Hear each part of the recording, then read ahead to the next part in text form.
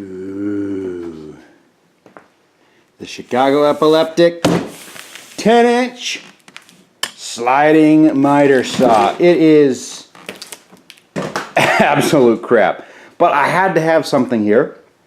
I have my good 10-inch in the shop. I don't need another one. If I was going to buy a slider, it would be a nice high quality 12-inch slider, but I don't need that. I just needed something here, and I had a Harbor Freight coupon.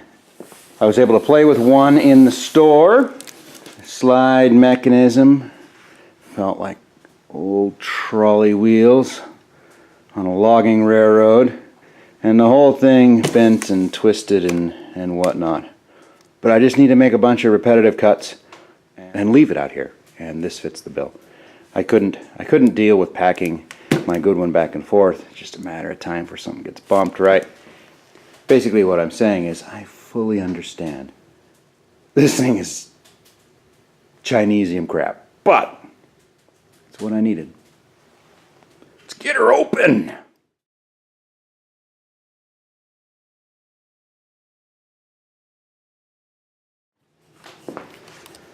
So what are we looking at? Directions that no one's gonna need. Some sort of Ghostbuster bag. Look at these extensions. They adjust out to a full 4 inches. Hold down clamp. Hey, at least that's mostly metal. Of course you can see the light around the side of the adjustment post, so they could have done a little better on that.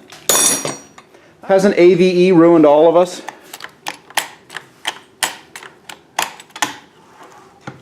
To cheap tools? Yeah, I knew what I was getting into. Listen to those slides.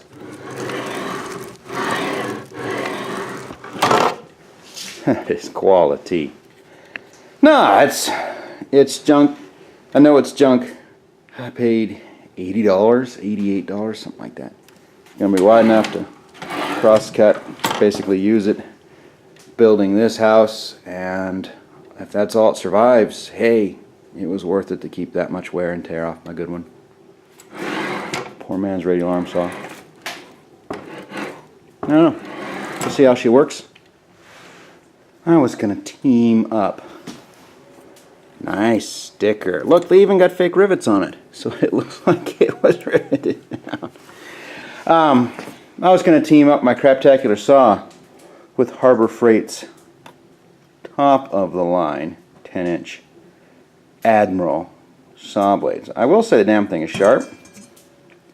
It's also punched out of center. That hole isn't round. Oh,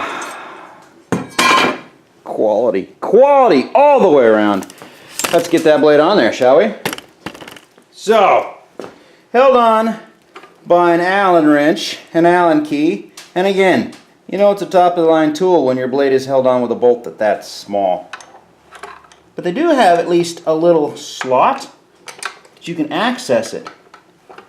Even my DeWalt doesn't have that. You gotta pull 2 pins and lift it up, and thanks, Harbor Freight. Oh, that's left-hand thread. Yeah. Gonna come all the way out. Alright, so there it came all the way out. Got some blade washers there. Blade instruction guide. We don't need no stinking instructions.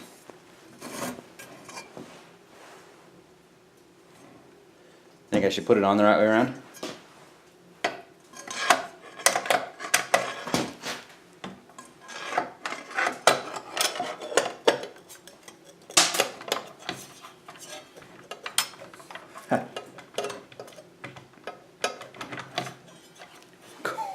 Quality. That's job number 1. There it went on. So I guess you hover this thing in the center, fly the washer down behind the guard, and then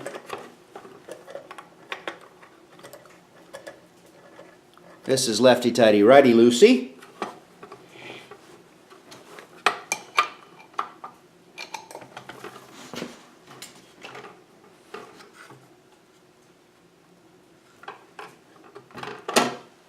Yeah. Every lock screw in this thing is just finger tight. Now, it's got a pair of batteries with it, which I think means that it has some sort of laser on it. Yeah, there's the little laser. Ah, batteries go over here. Man, whatever they bound the batteries with is stronger than anything else they got in the saw. Look, they've even got a nice little indication. It says green full. And they painted the tops of the batteries green. That's how you know it's full. Very nice. Either the batteries are dead as delivered, or this only works when the trigger of the saw is pushed. Because the switch on the laser light does nothing. Just like the battery door over here does nothing. There we go. Alright, that should be on.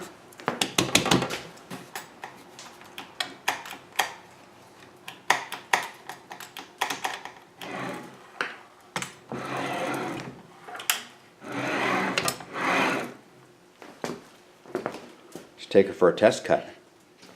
Okay, I already have a couple of comments on this quality construction. So here is the hold down, right? Well, it turns out when the hold down is backwards, it actually sticks out farther than the fence.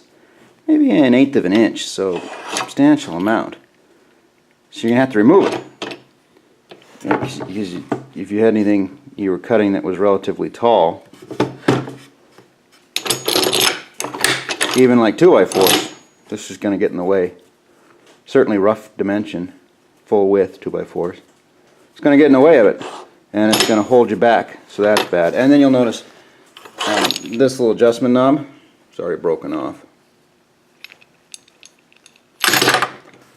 Ambidextrous. Alright, well, let's see. Hey, there's our laser. You can see right now, laser's crooked. Let's give our first cut.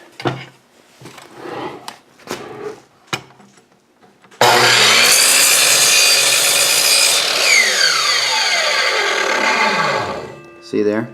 So the laser light doesn't quite touch at the front, and the saw blade cuts the laser light in half at the back.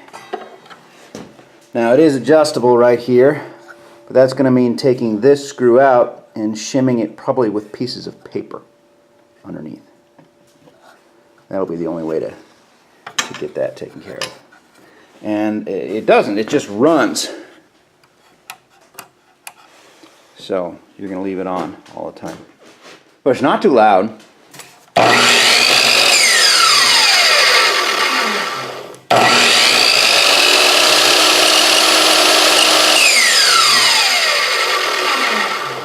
Has some sort of electronic braking in it.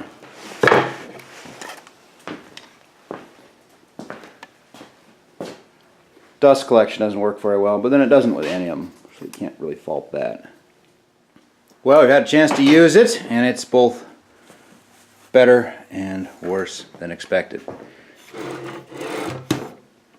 It operates pretty smoothly, to be honest with you. It cuts pretty cleanly, and it's relatively quiet. However, it throws more dust through this spring guide slot than it puts in here. It's just ridiculously bad. It just comes everywhere. Yeah, I'll show you. Where's the scrap you can cut up? These? Yeah, cut up all these before you leave, alright? Alright, we'll get rid of them. Firewood!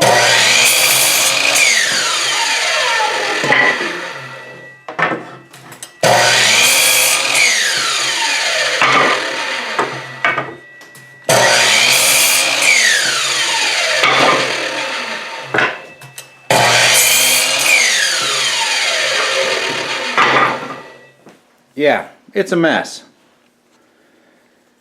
I haven't done a lot of big, long, super accurate cuts yet, so I can't attest to its long-term accuracy. But, you know, just tweak the one stop and it cut square. It was hardly a big deal. It's just a tweak on the pivot stop right down there. It's definitely worth 80 bucks, and it's not like I could jump on the pride train and patriotism and buy American, because I don't think there is an American toolmaker making chop saws anymore, is there? Maybe some sort of super high-end cabinet, there's still a niche, but it's all Chinese stuff, American companies with Chinese stuff, so might as well have a Chinese company making Chinese stuff. It's horrible, absolutely horrible in every way, but it's well worth the money. Oh, and I'll let you know if anything changes long term.